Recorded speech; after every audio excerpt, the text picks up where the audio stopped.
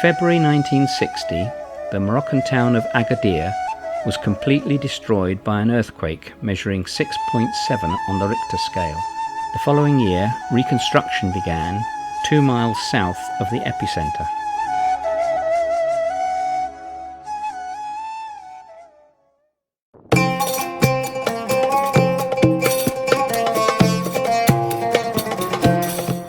Agadir is now a modern city.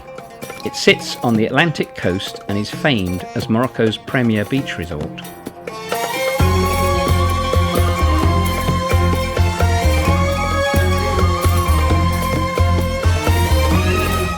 The only building to survive the earthquake was the old Kasbah. Perched high up on a hill, it is now a tourist site, providing a wonderful bird's-eye view of the new city. The barren area that can be seen in the foreground is the site of the old city. This is Abdul, my taxi driver and guide.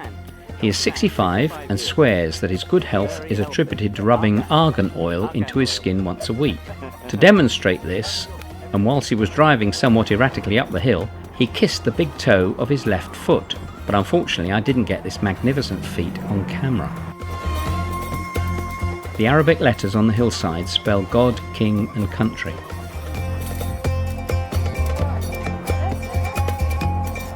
A group of us set out from Agadir with a very knowledgeable guide named Adil and headed south to Tiznit, some 95 kilometres away. We stopped at a number of places of interest, the first of which was this typical ceramics factory on the edge of the village of Sidi Bibi.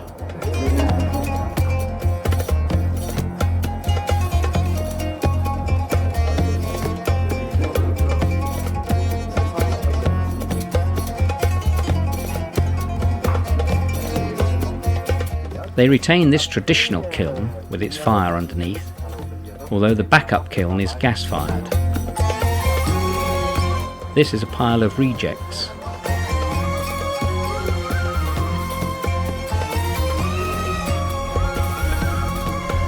After some kilometres we took a detour to the barren Atlantic coastline in the middle of nowhere.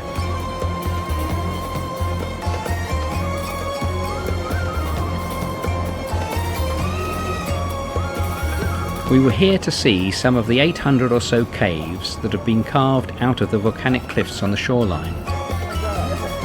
The caves are used by fishermen and surfers, mostly from Scandinavia. The only building for miles around is a hotel which is kept open by a steady stream of visitors from the Nordic countries.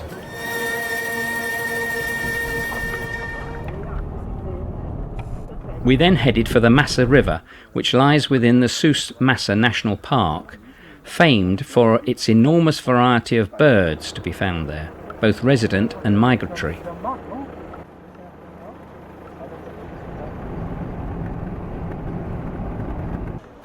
The town of Tiznit is a relatively new creation as a trading centre in the south. Hassan I erected thick walls around the 12 existing Kasbahs in a failed attempt to stop the rebellious Berber tribes of the south. It has a thriving market, regularly visited by caravans who buy and sell wares in the commercial centre.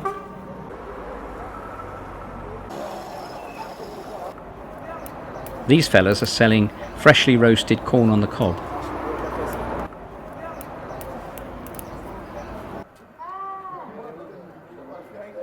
Over the years, Jewish silversmiths moved to the town, establishing its reputation as a centre for metalwork and silver jewellery. The mining of silver continues today.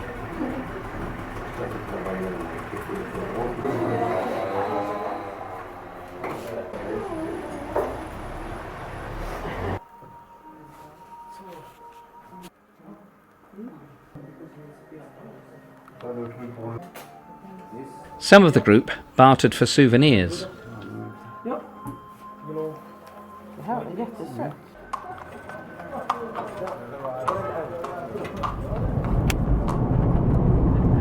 For lunch we travelled to a remote and rather unprepossessing Berber house. The meal was cooked in traditional tagines. It didn't feel right to film the group eating, but our very friendly hostess agreed to be on camera. This is the spectacular view from the rear of the house. That's a banana plantation down there. And the building on the other side, when finished, will be a hotel and tourist resort. Our next stop was to one of the 114 large dams in Morocco. It was built by Hassan II in 1971 and is used to irrigate adjacent farmland.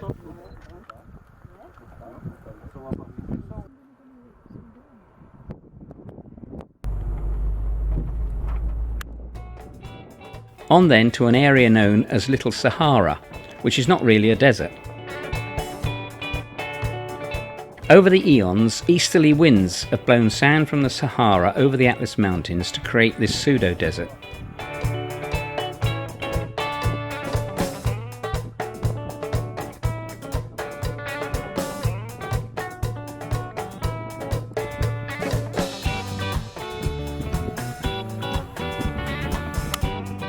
As we were leaving, I became intrigued by this fellow's activity.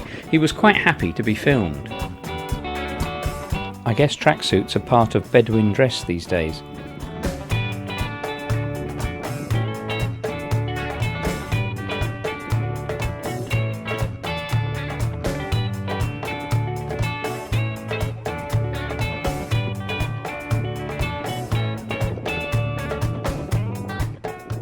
Oh, so. The plant. Plant, is it? Oh, right. And what is it? Soothing? The plant, marijuana. Marijuana plant.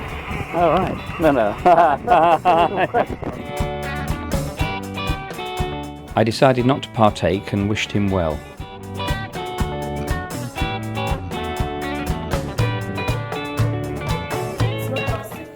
With Abdul's advice about argan oil ringing in my ears, I persuaded our guide to stop at a small shop making and selling argan oil products on our way back to Agadir.